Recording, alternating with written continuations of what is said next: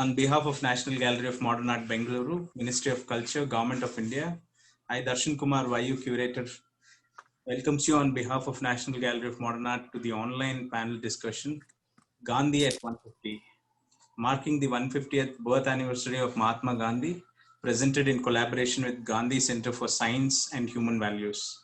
This evening, we have with us Mr. Pascal Alan Nazareth, retired Ambassador of India, who would be joining in a few minutes. Professor Narendra Pani, National Institute of Advanced Studies, Dr. Uday P. Krishna, Chairman, Karnataka Gandhi Smarak Nidhi, Bangalore, as panelists, and Lata Reddy, retired IFS, who will be moderating the panel. I also have with me my colleague, Mr. Subarna Patel, Curator NGMA. We have with us Ms. Nazneen Banu, Director, National Gallery of Modern Art, Bengaluru.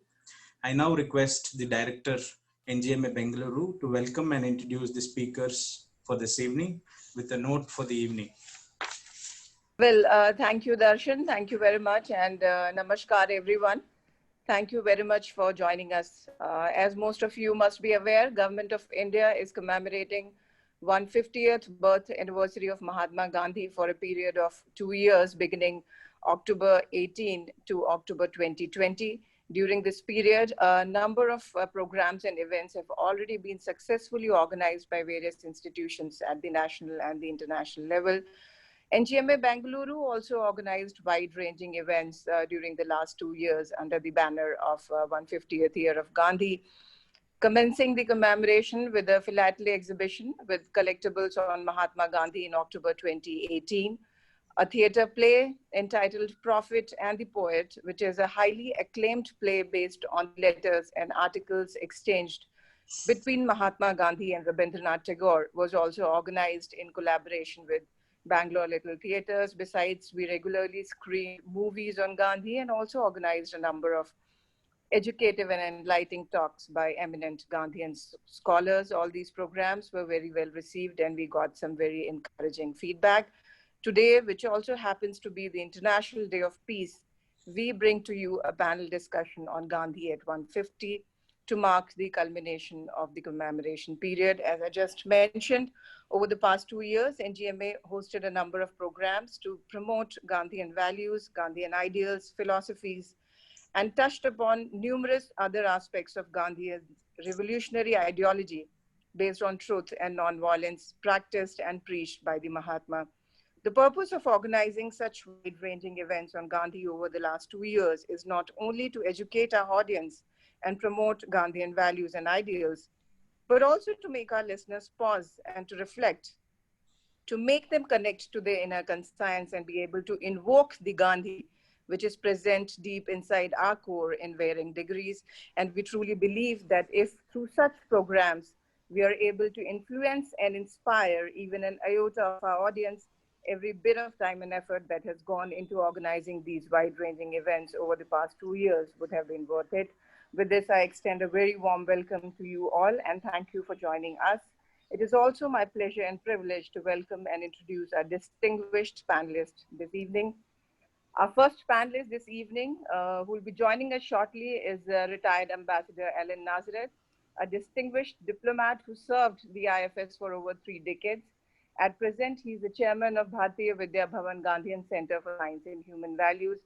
An author and a researcher, Mr. Nazareth has been traveling extensively and has delivered many lectures at various national and international institutions to promote and propagate Gandhian ideals. He has authored 2 widely acclaimed books on Gandhi. His first book, titled Gandhi's Outstanding Leadership, published in March 2006, has since been published in 12 Indian and 23 foreign languages. His second book, titled Gandhi, Soul Force Warrior Who Revolutionized Revolution and Spiritualized It, was published in December 2018. Our second panelist is retired Ambassador Ms. Lata Reddy. Lata Reddy hails from a family of freedom fighters and is a keen follower and practitioner of Gandhian principles and philosophies. A retired diplomat, she has served over 3 decades in IFS and has held numerous prestigious and important assignments across countries and continents.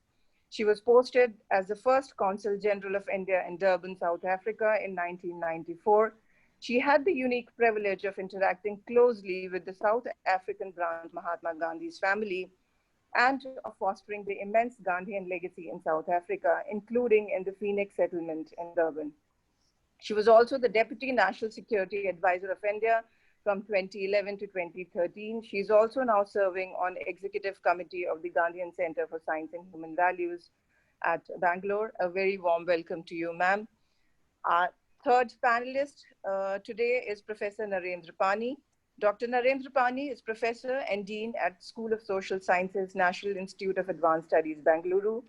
He has, over the last 4 decades, developed a neo-Gandhian method for multidisciplinary social science, which was first published in his book, Inclusive Economics, Gandhian Method and Contemporary Policy. His other books include Redefining Conservatism, an essay on the bias of India's economic policy reforms to preempt change. He has co-edited Bangalore, Imaginations and Their Times, as well as Reasoning in Politics, Philosophers, Politicians to Politicians Seeking Philosophy. He has also written several hundred articles in the editorial pages of national newspapers. Welcome, Professor Pani, and thank you very much for joining us. Our fourth panelist, Dr. Woody Krishna. Dr. P. Woody Krishna is the president of Karnataka Gandhi Smarak Nidhi. A prolific writer in English and Kannada, Dr. Krishna is an outstanding institution builder with exemplary contribution to education and civil society.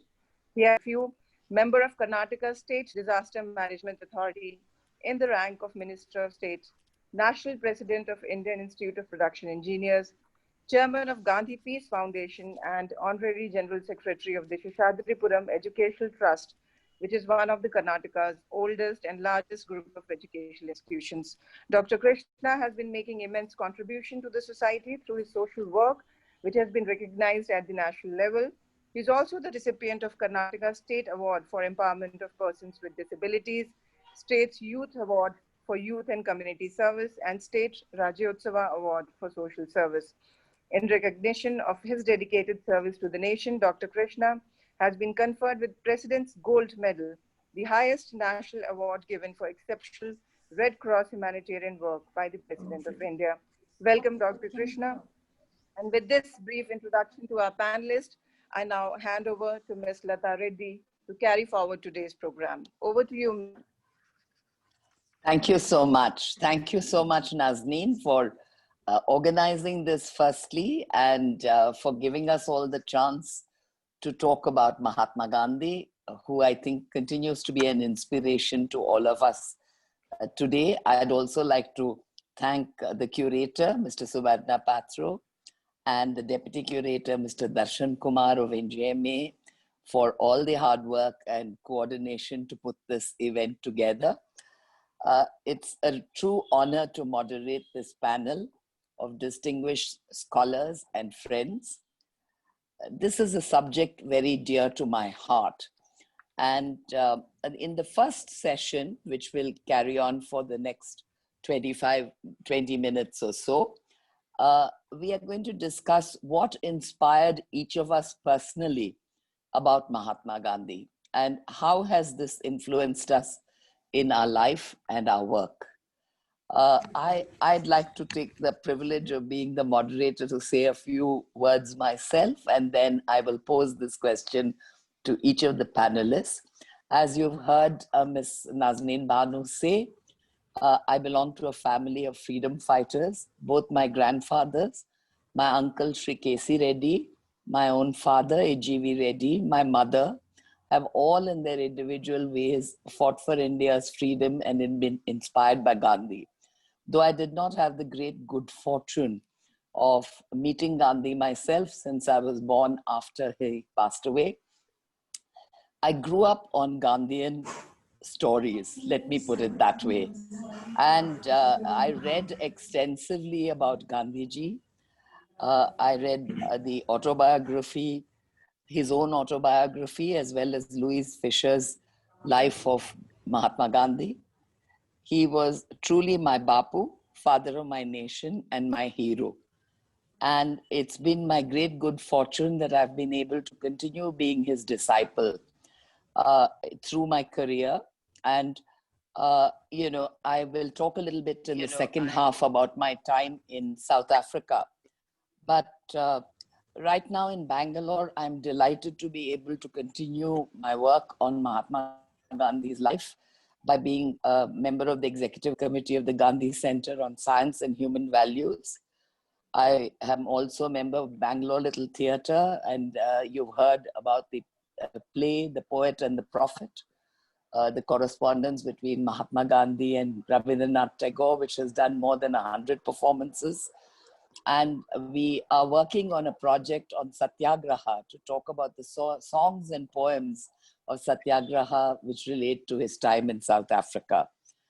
My association with Ambassador Nazareth and others here who write on Gandhiji and propagate his teaching and values has also been a very valuable part of my stay in Bangalore. I think we're very fortunate to have two great commentators on Gandhiji in our Bangalore. We have both Ambassador Nazareth and we have Ramchandra Guha. And I think I'll now turn over the same question to my fellow panelists. May I begin with Ambassador Nazareth? What inspired you personally about Mahatma Gandhi, and how has this influenced you in your life and work? Well, I knew about Mahatma Gandhi, of course, as the great national leader who led us to freedom. But what really got me deeply inspired with him was after I retired, I came across some writings by his Christian disciple called S.K. George. S.K. George was an Anglican pastor who had gone to Bishop's College in Calcutta in order to study theology. There he got, according to him, as he has written, he got gripped with Gandhi. And he said, Gandhi today is demonstrating to us that, that the Sermon on the Mount can actually be lived in practice. The Christian church, for all its veneration of Christ, has always believed that all this was just high idealism, only meant to be spoken about and not to practice. Now this affected me very deeply as a Christian. So I said, I want to find out what he means by this. And then I began to read about Gandhi in a much deeper sense than I'd ever done before. This is what led me to Gandhi. And the more I read about him, the more I was struck and won over. Because, and then I discovered what a great admiration he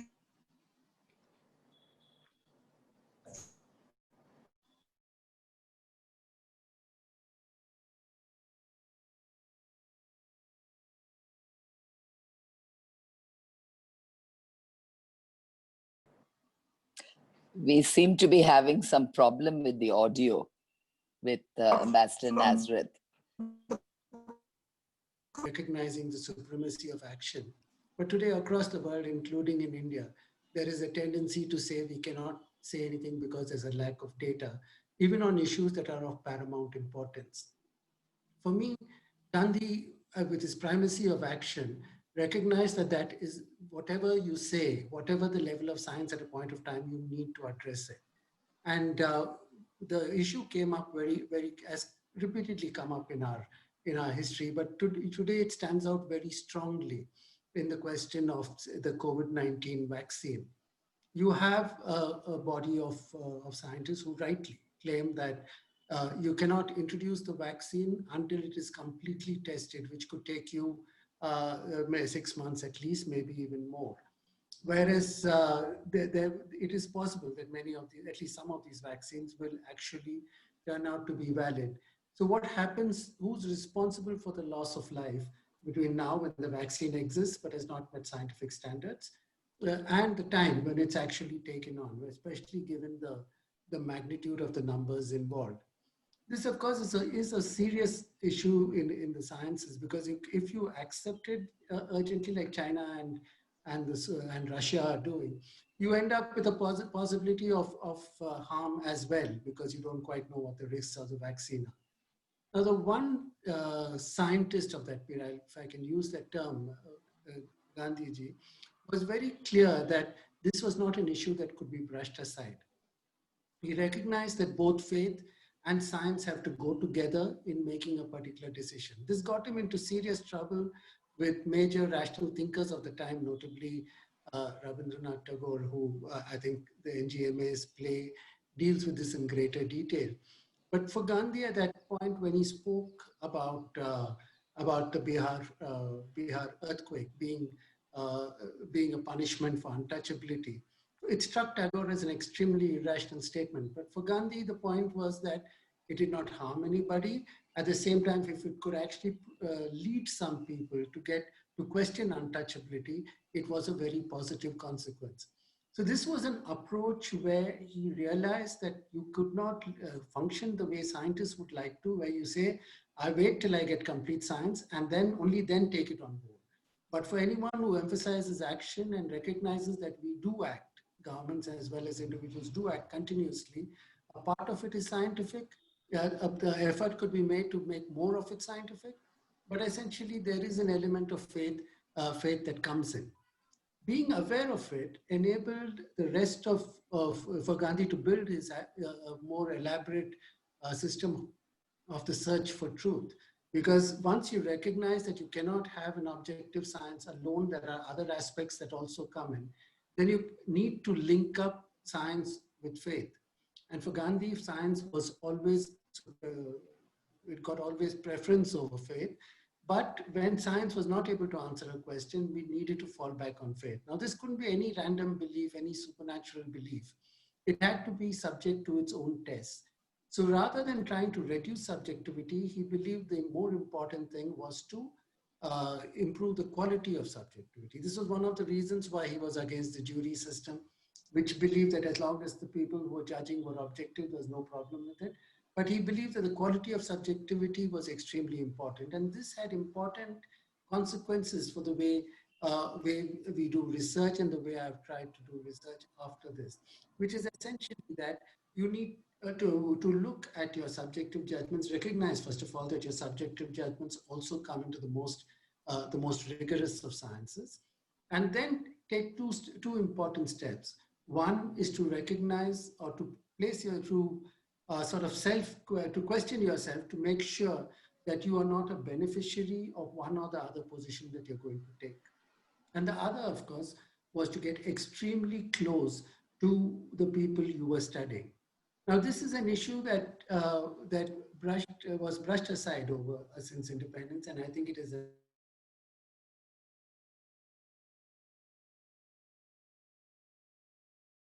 your subjectivity had to be kept in check, had to be monitored, had to be evaluated. It was necessarily a very high degree of morality that came into play. So one could not pursue the truth without the pursuit of morality. I think this is a lesson that keeps trying to force itself back into the Indian discourse, with the COVID-19 pandemic being the latest example. And we, for some reason or the other, keep pushing it away. But I think there would be much more to be gained in the 21st century if we gave Gandhiji's idea a little more thought. Thank you so much, Professor Pani. I think those are very valid points. You've made a connection between the methods of scientific research and Gandhian thought.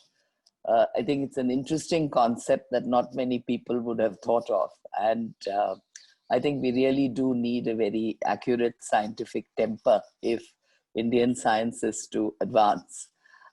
Dr. Vodekkrishna, may I move to you now and put the same question to you? What inspired you and about Mahatma Gandhi, and how has this influenced you in your life and work? Please unmute yourself.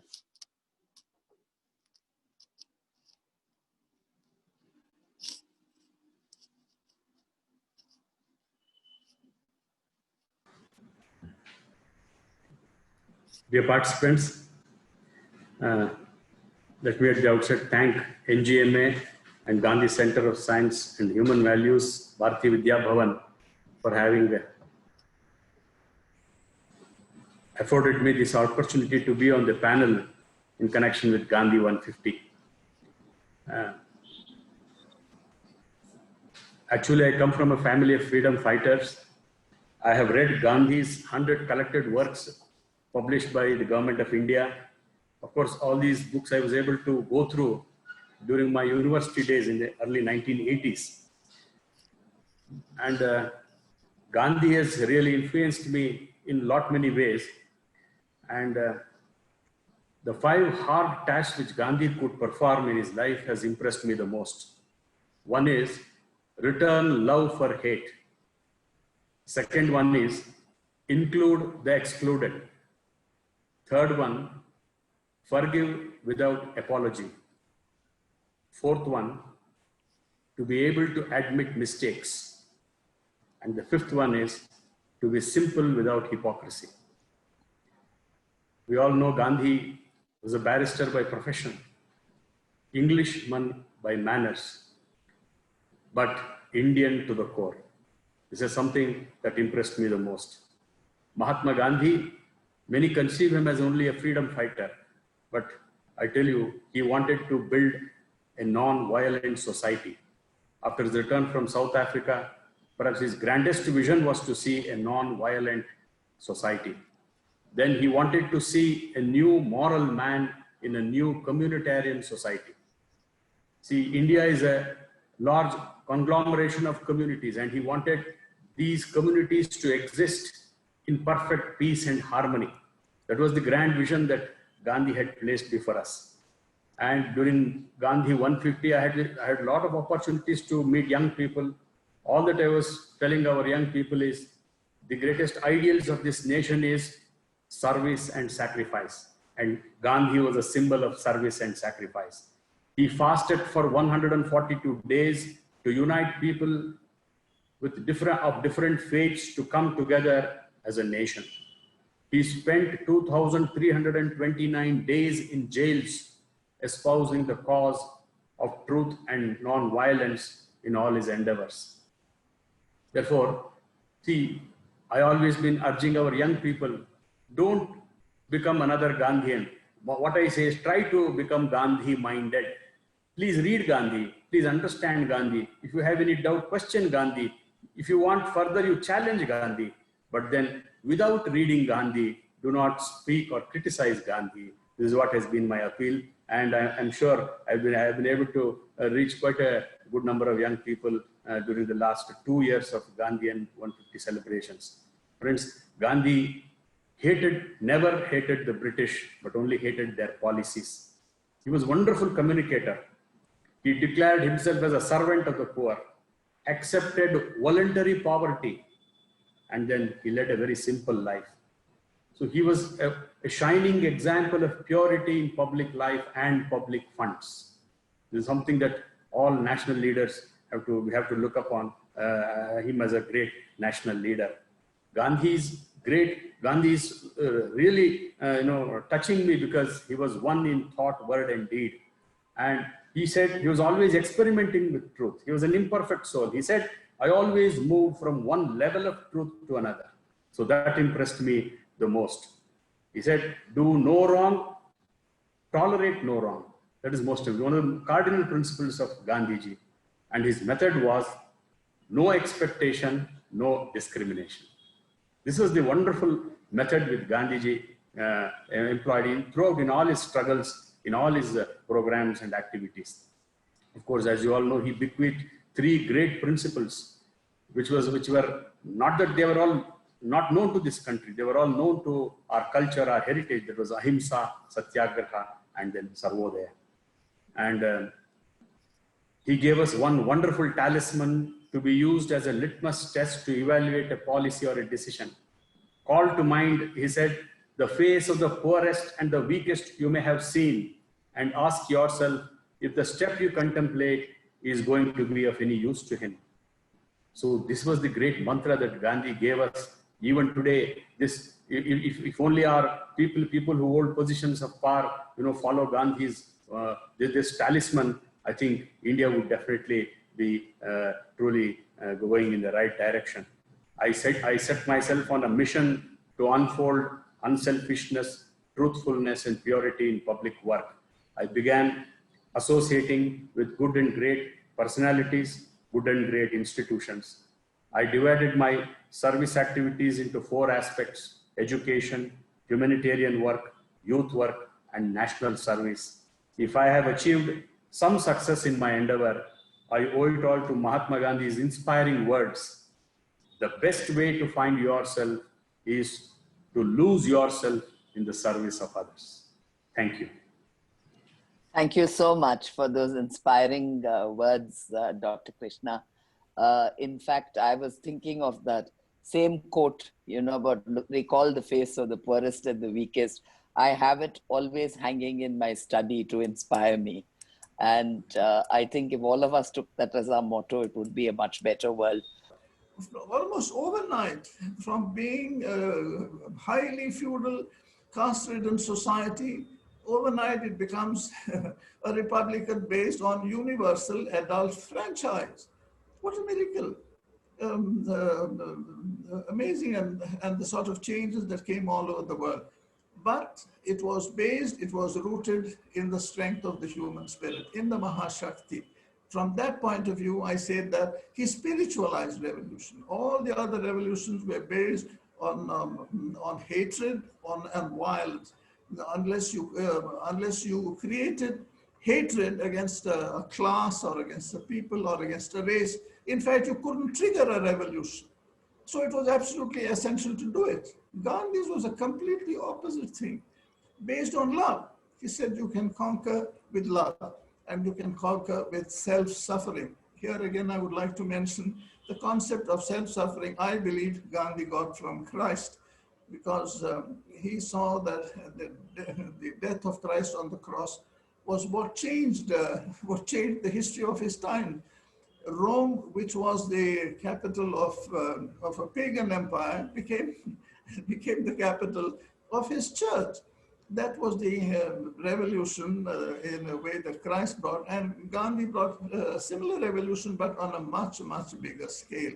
That is why I use this Gandhi revolutionized revolution. That was not something which I coined. It has been coined by a great Gandhian scholar called Johann Galtung.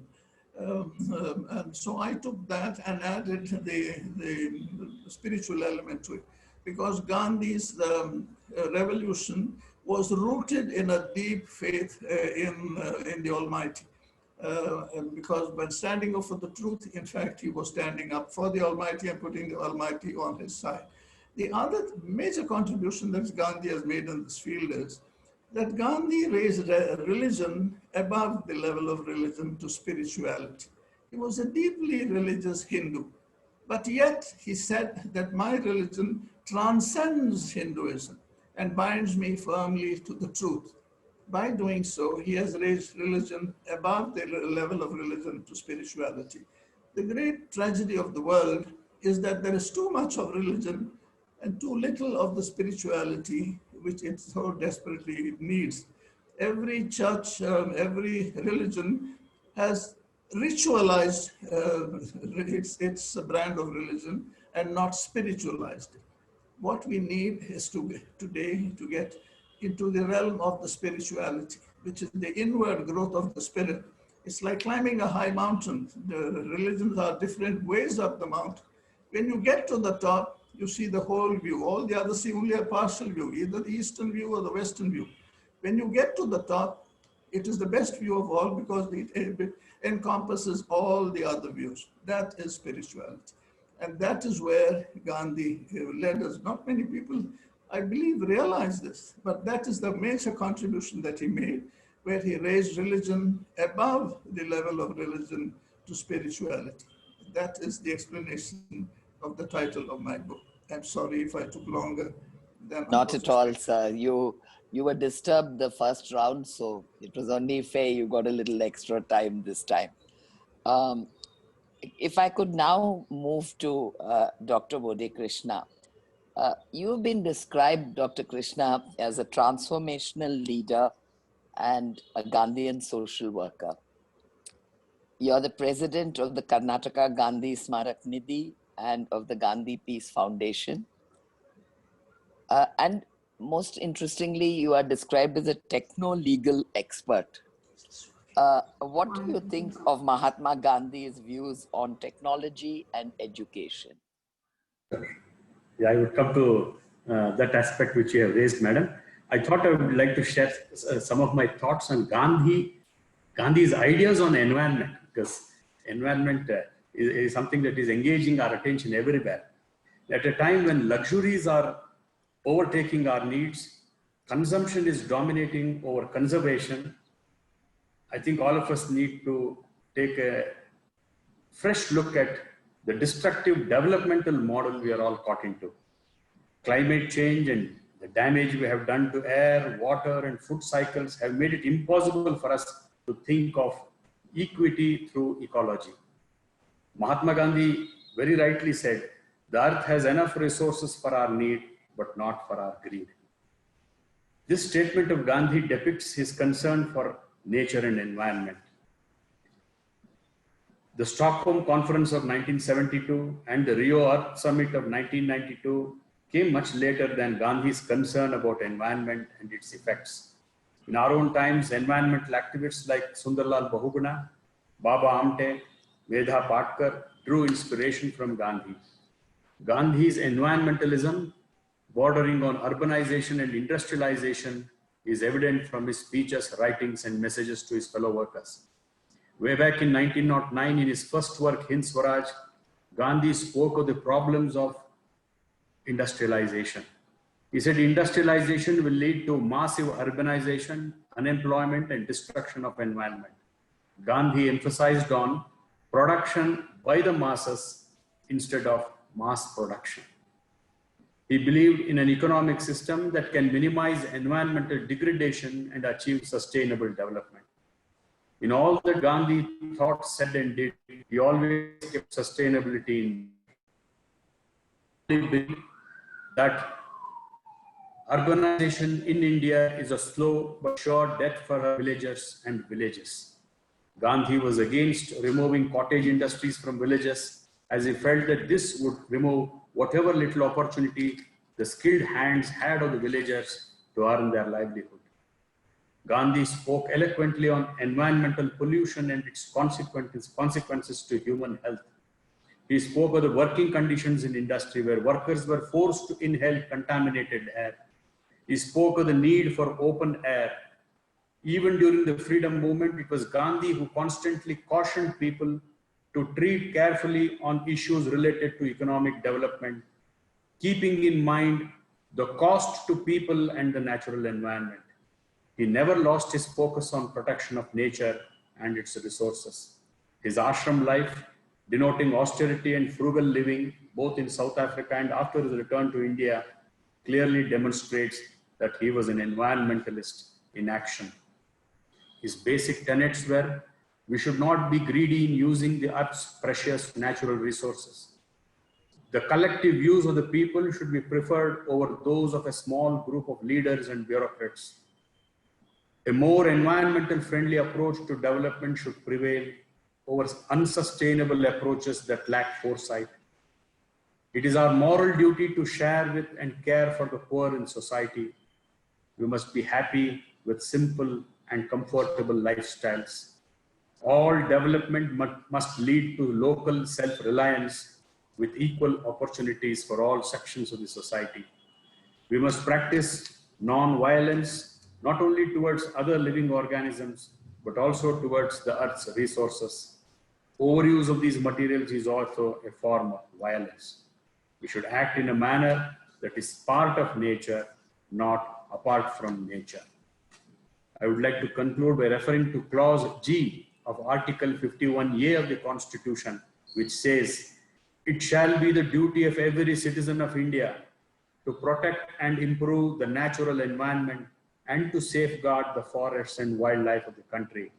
May Gandhi's thoughts continue to inspire all of us to create a better world for our children. May this webinar generate great ideas in this direction. Thank you. Thank you so much, Dr. Krishna. Would you also like to address the question that I put to you about what do you think of Mahatma Gandhi's views on technology and education? Gandhi basically was never against science and technology. He said science must be used for the betterment of humanity, not to destroy humanity. So that I referred to an idea which Gandhi told. He said, when people were talking about industrialization, many mistook Gandhi. See, he always favored production by the masses and opposed mass production. Because see, we were a poor country. Even now we are a poor country, and our people need to have enough work in their hands. And you see, our whole culture of Indian society is based on this work culture. We believe in earning our bread by our own effort, and that's what Gandhi believed, and that should not be robbed off by machines. Gandhi per se was not against science, was not against technology.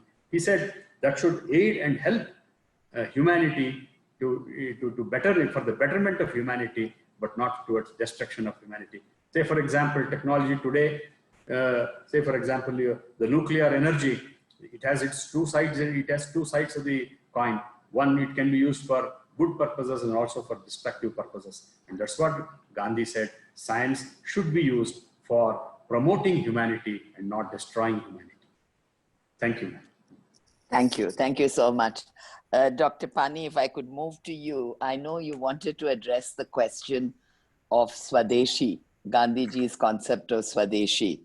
But I was very interested to read in Ambassador Nazareth's book that he has quoted your views on Gandhi's economic methodology, which works first on objectives and then on the process. You, in other words, your argument was that Mahatma Gandhi said we need to move beyond theories and try to then manufacture a process to fit the theory, and rather to look at the methods we need to achieve our aims. So would you also like to address that apart from Swadeshi? I think the main thrust of Gandhi's argument at a time when ideologies ruled the world in the 20th century was that you cannot reduce reality to a single theory. You could have theories, you could have models of explaining specific causes and effects, but reality as a whole could not be reduced to an ideological theory. And the reason he gave for that was because he saw the economy, like everything else, as a process, that things kept continuously changing. So it was rather like Heraclitus' view that you never step into the same river twice, right? The water has changed and so have you. Now, the same is true of the economy as well. You don't step into the same situation twice, and to reduce it to a theory can lead to ignoring some of the critical aspects. I mean, if I can give a current example, we are seeing a massive collapse in the Indian economy, much more than anywhere else in the world as a result of the virus. But you find no effort to actually step in and spend more. That's largely because the theorizing that goes into it is that of a fixed theory, of a model where you have deficits, et cetera, and therefore you don't do anything. You're refusing to see it as a process. So that was Gandhi's main thrust, which is why even his case for Khadi was made out as a means of an alternative employment. He did not see, once again in keeping with the theories of those times, labor rights were seen as being built primarily within the workplace. But Gandhi saw the alternative of creating alternative workplaces, which could then reduce pressure within the workplace. So he saw Khadi and he defined Khadi, in fact, as a means of creating alternative work opportunities for workers. And his trade union movement did that on a large scale. In some senses, you would argue that the coming of the IT revolution has, in some sense, revived that kind of thing, where people move to alternative jobs that they can get, rather than make their claims within a given workplace. And this would go even for, in fact, there is work now coming up from the US, which argues that the personal computer revolution is a means of going back to the idea of the production by the masses rather than mass production. So you have these various theories that come up in the economy, but I think once you move into the idea of a process, the possibility of having everything explained scientifically at a particular point of time is a difficult thing to achieve. So what you need to do then is recognize that how people react to particular situations. And in order to do that, he was willing to go beyond rationality into intuition.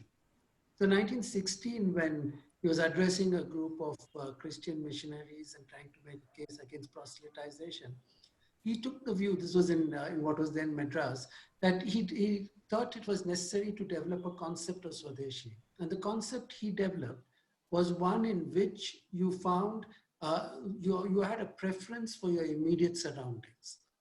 And this is a simple thing because he then used it in the national movement to oppose the import of British cloth.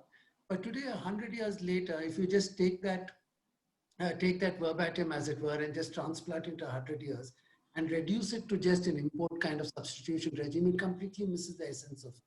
What you're trying to say is that we all tend to go towards our immediate surroundings. And I think we see it around us. We see it in the way people go into identity politics, the way people go into small groups based upon similarities of who they are. And that for him was really Swadeshi, but you have to use it like everything else in a way that converted this progress, the processes around us into more meaningful issues. So Swadeshi for him had to mean self-respect more than anything else. It had to mean duties to others in a different identity group. But it also defined his attitudes to other groups. Like for him, the equality between different groups became more important than ignoring those differences.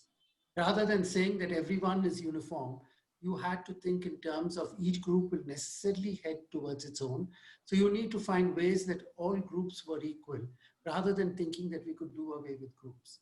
Right? These are among the many ideas that independent India has rejected. And but as we move into the 21st century, and you find a natural inclination for people to move into groups, right?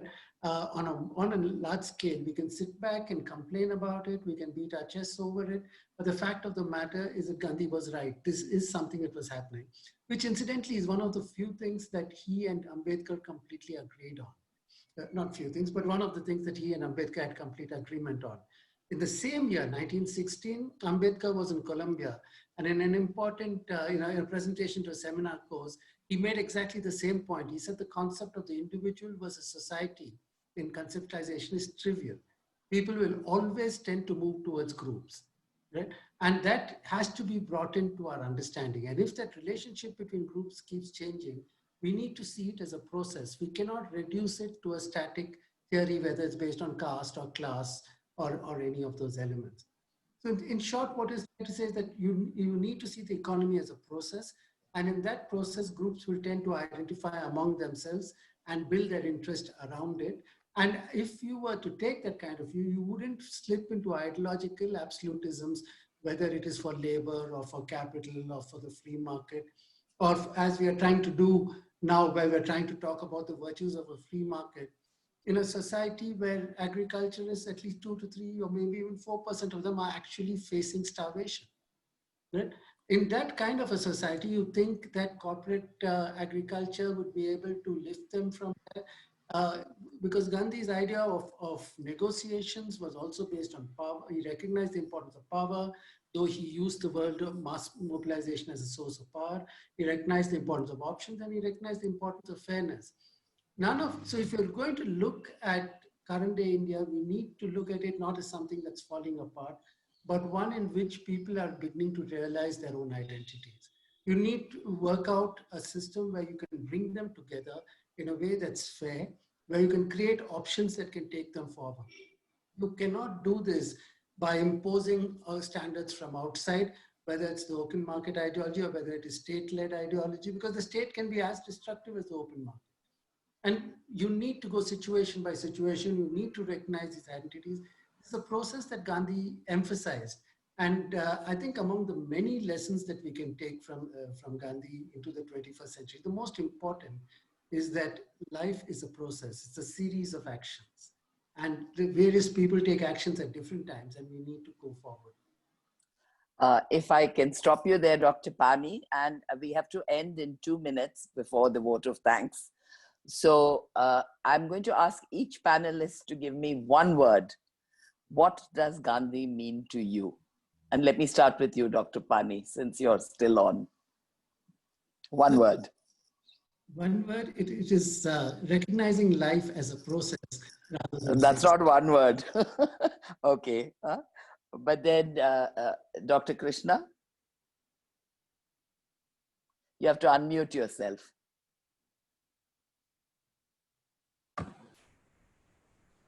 Experimenting with truth relentlessly. Okay, so truth for you. and process for you. Ambassador Nazareth, you have to unmute yourself.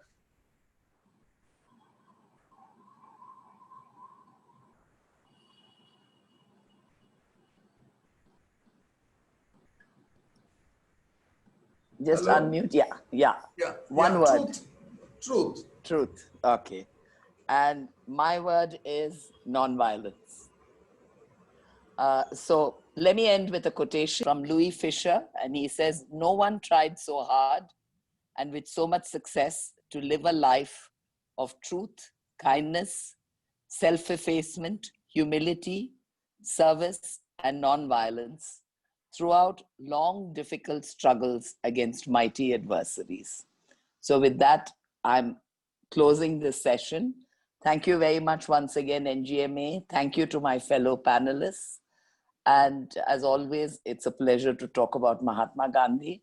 And let's take some of the lessons and ideas we've learned today home with us. Thank you. Thank you, ma'am. Thank you. Thank you. Thanks. Thank you, sir.